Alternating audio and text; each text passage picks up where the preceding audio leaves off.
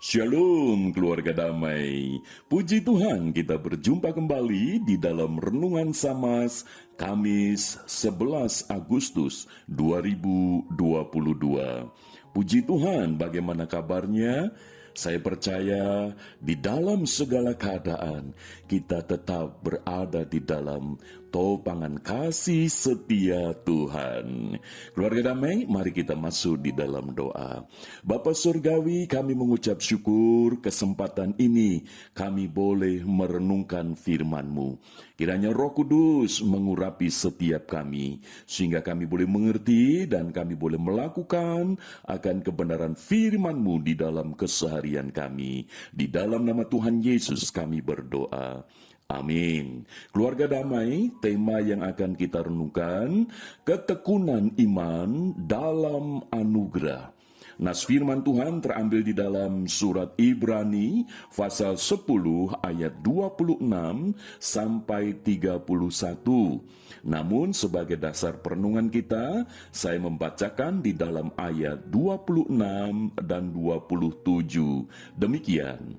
Sebab jika kita sengaja berbuat dosa, sesudah memperoleh pengetahuan tentang kebenaran, maka tidak ada lagi korban untuk menghapus dosa itu. Tetapi yang ada ialah kematian yang mengerikan akan penghakiman, dan api yang dahsyat yang akan menghanguskan semua orang durhaka. Demikian firman Tuhan. Keluarga damai, keselamatan, yaitu hidup yang kekal, kita terima dengan iman kepada Tuhan Yesus Kristus, dan itu adalah anugerah. Kita adalah orang yang berdosa. Di dalam Roma 3 ayat 23 jelas di sana dikatakan bahwa semua orang telah berbuat dosa dan telah kehilangan kemuliaan Allah. Maka itu kalau kita sebagai orang yang berdosa, bagaimana mungkin kita memperoleh keselamatan kita? Dengan keberdosaan itu bagaimana kita bisa memiliki hidup yang kekal? Kita boleh kembali kepada Allah di dalam kemuliaan. Karena keberdosaan kita akan binasa. Namun karena kasih anugerah Allah di dalam Yesus Kristus, Allah memberikan keselamatan itu kepada kita melalui kematian Yesus Kristus di atas kayu salib itu. Sehingga di dalam iman kita kepada Kristus yang telah mati bagi dosa kita, namun bangkit memberikan kehidupan yang baru, kehidupan yang kekal, yang kita memiliki jaminan keselamatan itu adalah anugerah. Penulis surat Ibrani menegaskan tentang hal ini, bahwa iman kepada Kristus itu adalah anugerah. Maka itu, kalau kita membaca di dalam ayat 19 dan 20 dari surat Ibrani pasal 10 ini, di sana dikatakan, jadi saudara-saudara, oleh darah Yesus kita sekarang penuh keberanian dapat masuk ke dalam tempat kudus, karena Ia telah membuka jalan yang baru dan yang hidup bagi kita melalui tabir, yaitu dirinya sendiri. Surat Ibrani, penulis Ibrani ini mengingat kembali bagaimana peristiwa ketika Kristus disalibkan di Golgota itu. Pada saat Yesus disalibkan, tabir bait suci itu terbelah menjadi dua. Sehingga tidak ada lagi sekat antara ruang kudus dengan ruang yang maha kudus. Siapapun bisa masuk ke sana. Inilah tanda bahwa melalui kematian Kristus di atas kayu salib, kita memiliki anugerah keselamatan yang di dalam iman kita peroleh di dalam Kristus Yesus. Keluarga damai, maka itu iman kita kepada Kristus itu bukan sesuatu yang remeh, tetapi itu sesuatu yang berharga, sebab melalui anugerah itu kita tidak bisa melakukan keselamatan untuk diri kita sendiri, tetapi itu pemberian Allah yang dikerjakan oleh Kristus Yesus. Maka itu prinsip di dalam kita tekun di dalam anugerah, di dalam keselamatan kepada Kristus itu memiliki satu prinsip bukan supaya, tetapi karena. Maka itu di dalam ayat 26 dan 27 yang kita baca tadi, saya akan membacakan sekali lagi. Sebab jika kita sengaja berbuat dosa sesudah memperoleh pengetahuan tentang kebenaran, maka tidak ada lagi korban untuk menghapus dosa itu. Tetapi yang ada ialah kematian yang mengerikan akan penghakiman dan api yang dahsyat yang akan menghanguskan semua orang durhaka. Seakan-akan penulis surat Ibrani ini menakut-nakuti, tetapi tujuannya bukan demikian. Justru ini menegaskan bahwa ketika kita sudah memiliki iman di dalam anugerah Kristus Yesus, biarlah kita ini menjadi semakin tekun. Bukan supaya, tetapi karena anugerah yang sudah kita peroleh ini, bagaimana mungkin kita tidak menjadi tekun?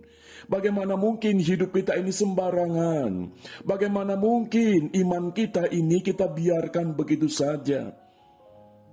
Karena kita telah memperoleh anugerah keselamatan hidup yang kekal, itulah yang membuat kita menjadi semakin tekun.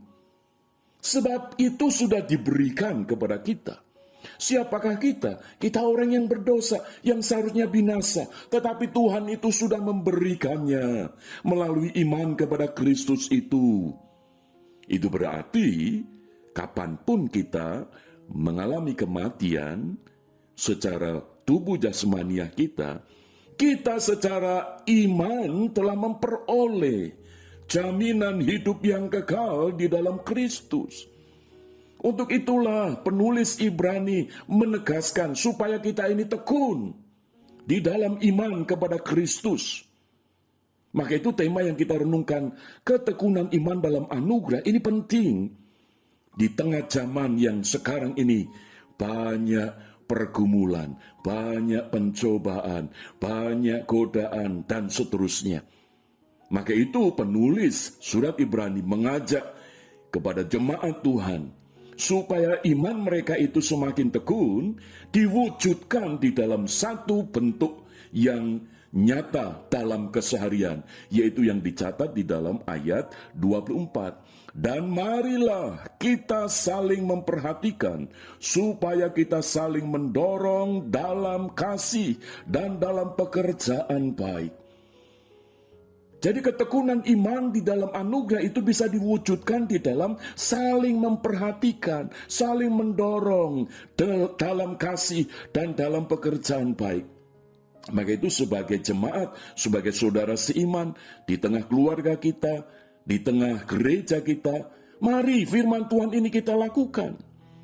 Jangan kita acuh tak acuh, cuek, bahkan kita ini justru melakukan sesuatu yang tidak baik kepada jemaat, kepada saudara seiman yang lain, kepada keluarga kita.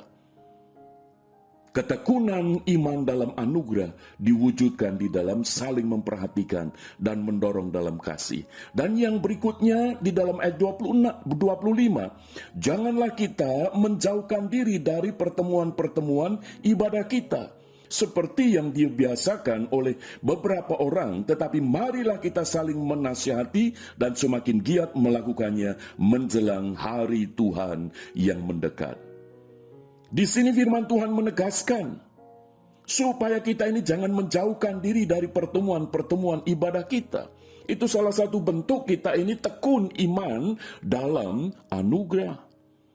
Maka itu keluarga damai, mari ketika sekarang ibadah onsite telah dibuka, mari kita dengan penuh sukacita untuk datang beribadah.